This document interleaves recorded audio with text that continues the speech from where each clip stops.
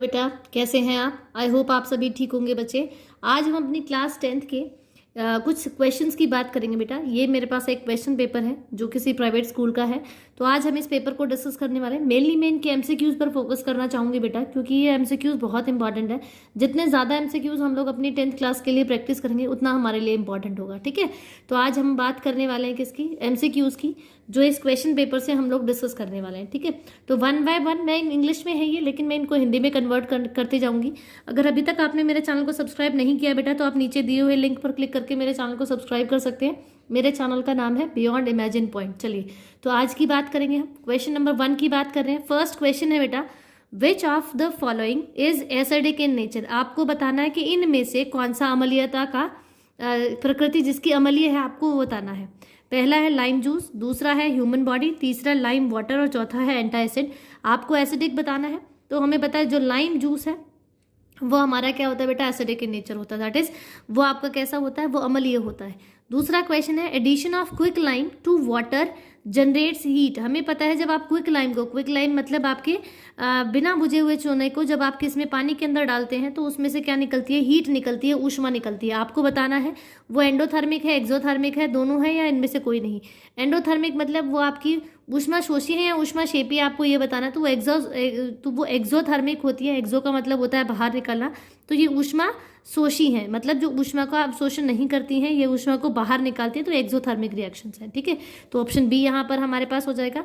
Next question number 3 है, which statement is correct about oxidation. आपको बताना है ऑक्सीडेशन के लिए कौन सी उपचयन के लिए कौन सी जो रिएक्शन है, यहाँ पर जो स्टेटमेंट दी हुई है वो ठीक है। पहली है एडिशन ऑफ ऑक्सीजन, जब ऑक्सीजन की वृद्धि होती है। दूसरा ऑप्शन है जब हाइड्रोजन का लॉस होता है, कमी आती है। दोनों या नन ऑफ दिस, तो दोनों है, चाहे वो ऑक्सीजन का एडिशन हो बेटा, चाहे ऑक्सीजन उसमें अंदर आए, बड़े ऑक्सीजन में वृद्धि हो या हाइड्रोजन का ह्रास हो, दोनों ही कंडीशन हमारे किसके लिए होती हैं, उपचयन के लिए होती हैं। किसके लिए होती है बेटा, उपचयन के लिए होती हैं। ठीक है, नेक्स्ट क्वेश्चन है बेटा आपका क्वेश्चन नंबर 4 है, आयुपैक नेम बताना है आपको ऑफ द फॉलोइंग, ये नेम द कंपाउंड। आपको ये जो कंपाउंड दिया हुआ है इसका आयुपैक नेम बताना है।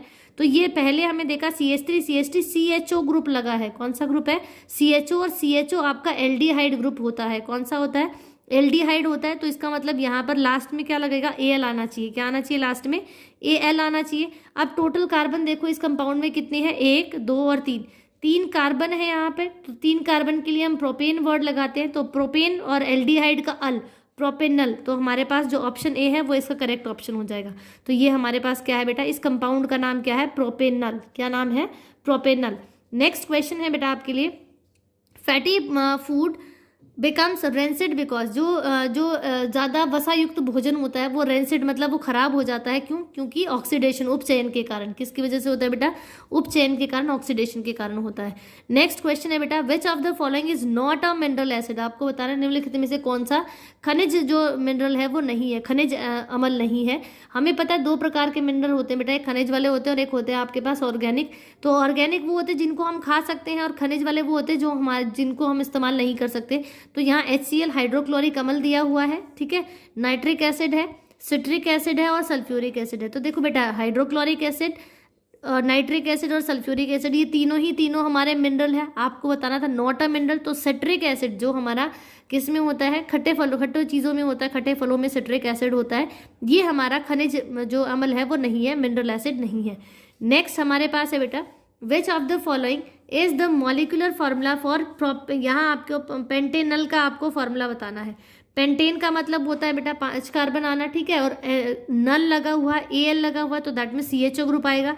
तो CHO, एक कार्बन यहाँ आ गया, ये दूसरा कार्बन, ये तीसरा, ये चौथा और ये 5वां, मतलब C4 कितने कार्बन हुए, C4 होंगे आपके पास। C4 तो 4 दूनी 8, 8 2 8 और 1 9, और ये CHO ग्रुप आपका एल्डिहाइड। तो 4 कार्बन है और 5वां तो ग्रुप में ही लगा हुआ है। तो ये हमारे पास ए ऑप्शन जो है वो इसका पेंटेनल का फार्मूला हो जाएगा। ठीक है, नेक्स्ट क्वेश्चन है, ब्लड दैट लीव्स ऑक्सीजन, जो leaves lungs is rich in, वो ब्लड, वो रक्त जो हमारे जो फेफड़ों से निकलता है, उस जो निकलता है दैट मीन्स वो ऑक्सीजन लेके निकलेगा, तो उसके पास ज़्यादा क्या होती है, ऑक्सीजन होती है। ठीक है, what do we call the air that always remains within the lungs. आपको बताना है कुछ हवा हमारे लंग्स में हमेशा भरी रहती है, उसे हम रिजर्व वॉल्यूम कहते हैं।